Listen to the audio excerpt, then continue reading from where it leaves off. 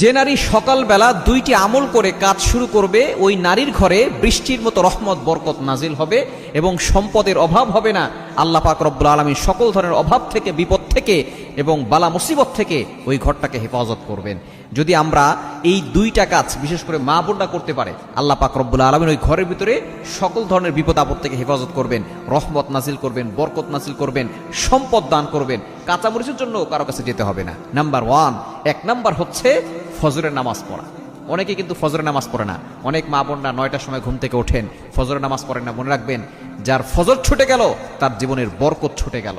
কারণ এই ফজরের সময়ের জন্য আল্লাহ পাক রব্বুল আলামিনের কাছে নবী সাল্লাল্লাহু আলাইহি ওয়াসাল্লাম নিজে দোয়া করেছেন, বুখারী শরীফের হাদিস, আল্লাহুম্মা বারিক লি উম্মতি ফি বুকুরিহা, আয় আল্লাহ আমার উম্মতের সকালটা তুমি বরকতময় করে দাও। আল্লাহ তাআলা সেই দোয়া কবুল করে নিয়েছেন। এজন্য ফজর হচ্ছে বরকতময়।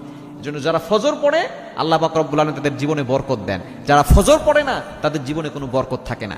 1 নাম্বার